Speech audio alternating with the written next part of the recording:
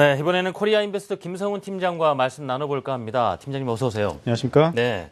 자, 회의 결과 어떻게 보셨는가, 어떻게 해석을 하시는가 이 시간대에 여쭤보고 싶은데요. 일단은, 전반적인 회의 내용에서 어디에 좀 주목을 하셨는지 표면적인 해석이라 할까요? 한번 들어볼게요. 네. 자, 그동안 이번 M4MC에서는 상단 기간이라는 이 문구가 삭제될 것으로 모두가 좀 예상을 했었다고 봐야 될 것 같아요. 자, 그리고 그러한 부분들을 지난 3주 동안 미국 시장 고점 대비 약 마이너스 5% 정도 빠지면서, 그리고 그 빠지는 모양새 자체도 여러분들 보시면 아시겠지만 상당히 급하게 빠진 듯한 모습들이 나왔어요. 그러면서 이러한 부분들을 어느 정도 선 반영을 하고 있었다라고 볼 수가 있겠습니다. 그런데 오늘 결과가 나왔죠. 상당 기간이라는 문구를 갖다가 바꿨습니다. 바로 인내심이라는 단어로 바꿨어요. 그러면서 업데이트라는 표현을 썼음에도 불구하고 여전히 옐런 의장은 기존의 스탠스가 변한 것은 없다라고 또 못 박는 듯한 모습을 보여주고 있습니다.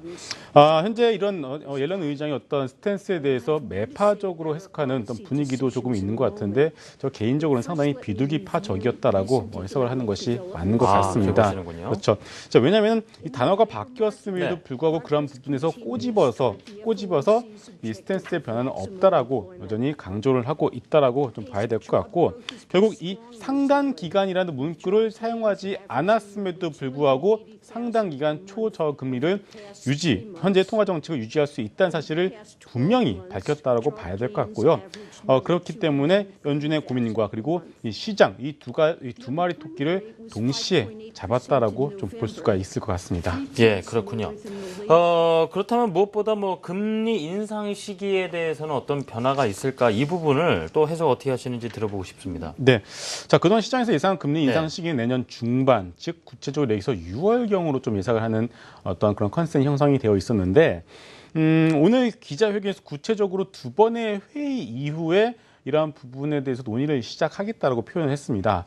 어떻게 보면 또 달라진 건 없을 거라고 좀 생각을 해볼 수 있을 것 같은데, 시장이 가장 싫어하는 것이 불확실성 아니겠습니까? 네. 그런데 설사 6월경 기존의 컨센서스 바뀐 것이 없다 손 치더라도 두 번이라는 어떤 1월과 3월 이후에 기준 금리 인상의 논의를 시작하겠다고 구체적인 명확한 시기를 짚어줬다라는 것 자체가 오히려 매파적이라 아니라 비둘기파적으로 우리 시장을 하여금 불확실성을 낮춰줬다라고 우리가 해석을 하는 것이 맞지 않을까 싶습니다.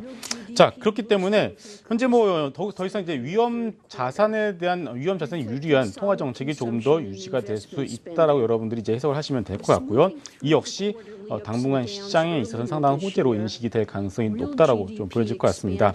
또한 추가적으로 이제 2000년대식 금리 인상의 어떤 방식, 회의를 할 때마다 0.25포인트씩 올리는 어떤 그런 기존의 방식을 고수하지 않겠다라고 하는 것은 어떻게 보면 또 이것도 역시도 새로운 불확실성을 던져줌으로 해서 매파적으로 해석할 수도 있는 것 아니냐라고 얘기를 했겠지만, 오히려 시장 상황에 따라서 유연한 적절하게 대처를 하겠다라고 얘기를 함으로 해서 이 역시 시장을 하여금 걱정하지 말고 있어라. 우리가 어떤 내용들이 나올 때마다 그에 맞게끔 적절하게 대처를 하겠다라는 시그널을 던져준 것이 오늘 미국 시장의 급반등의 또 하나의 원인이라고 보시면 될 것 같습니다. 네. 분명히 상당 기간이라는 문구에서 인내심을 갖고라는 말로 바뀌긴 했지만 크게 기조 변화는 없었다는 건 분명해 보입니다. 그런데 말씀 들어보면 이제 해석을 할 때 덜 비둘기파적이었다. 네. 좀 전에는 우리 팀장님은 좀 비둘기파적인 분위기가 아니었나. 이 미묘한 어떤 감정의 해석 차이가 좀 있어 보이는데, 그렇죠. 어떤 이유에서 이렇게 표현하셨는지 말씀 여쭤보고 싶습니다. 네, 오늘 이제 아마 결과를 두고서 오늘 하루 종일 많은 얘기가 나올 것 같습니다. 아마 증권사 내부에서도 각 하우스마다 비유가 상당히 다를 것으로 보여지고 있는데, 현재 상황은 이제 컵에 물이 반이 있을 때 이것이 반이나 있느냐 아니면 반밖에 없느냐라고 해석하는 것과 거의 비슷하다고 보시면 될 것 같습니다. 그렇기 때문에 더더욱더 이제 현재 시장의 반응, 즉 미국 시장에 오늘 급반등이 나왔다는 것에 조금 더 주목을 할 필요가 있어 보이고요.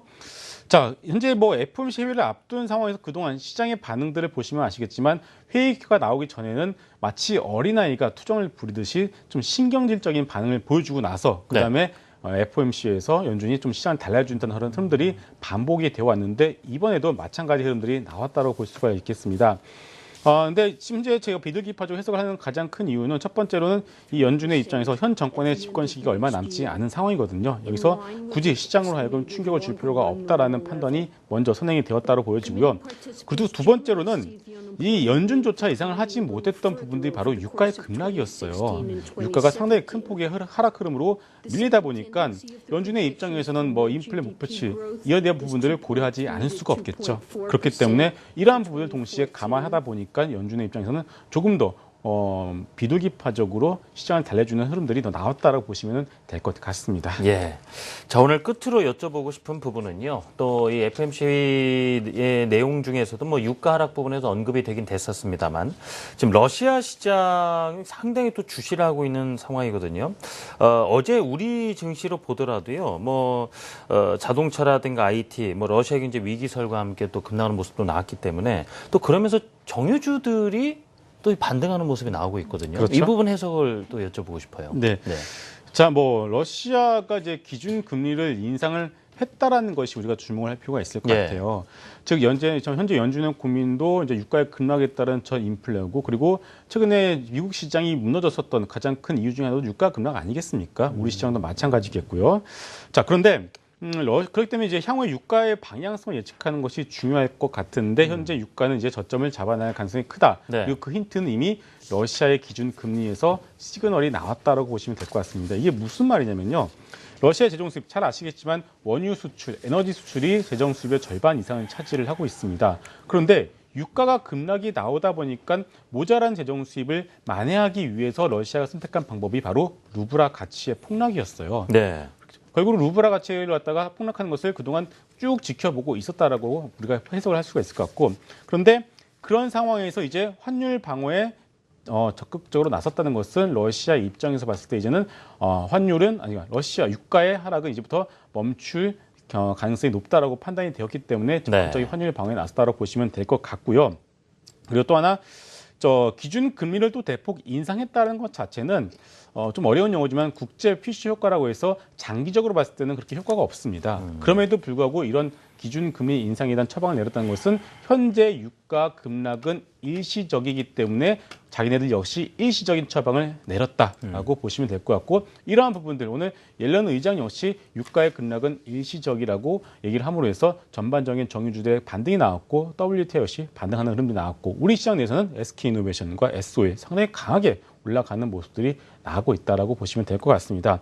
자, 그렇기 때문에 그렇다면 반대로 저유가의 상승에 수혜를 입었던 업종들이 몇 개 있지 않겠습니까? 네. 항공주들도 그렇고 한국전략 같은 종목도 마찬가지인데, 현재 미국 시장 내에서도 사우스웨스트 항공과 그리고 아메리칸 에어라인 같은 항공들의 주가 흐름들이 상당히 부진하게 잘 가다가 이제는 2주 연속 조정의 흐름이 나오고 있습니다. 그렇다면 우리나라 내에서도 이 대한항공과 아시아나항공은 일단 일시적인 차익 매물이 나올 가능성이 높다고 여러분들이 해석을 하시면 될 것 같고, 더 나아가서 환율과 관련해서 우리 시장의 전망까지 한번 살펴보도록 하겠습니다. 준비된 자료 한번 보도록 할 텐데요.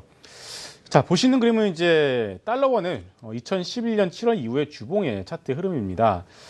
보시면 총 4번의 달러가 원화가 튀어 오른 이후에 조정된 흐름들이 나왔는데, 중요한 것은 지금 보시면 이 상단의 저항선은 이번에도 맞고서 내려가는 모습들이 나오고 있습니다. 그렇다면 현재 이 4개의 구간 내에서 우리 코스피 지수는 어떤 흐름을 보이는지를 한번 찾아보시면 될 것 같은데, 보시면은 이 4번 역시 지지가 되고 나서 약 2개월 동안 200포인트 이상의 상승하는 흐름들을 볼 수가 있었습니다.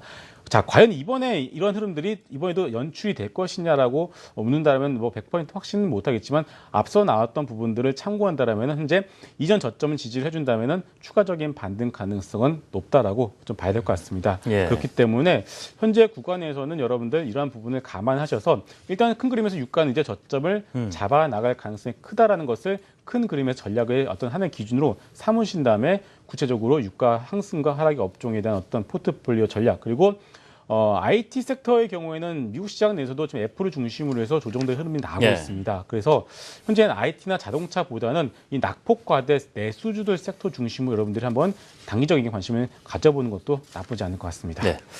지금까지 코리아 인베스터 김성훈 팀장과 말씀 나누었습니다. 팀장님 잘 들었습니다.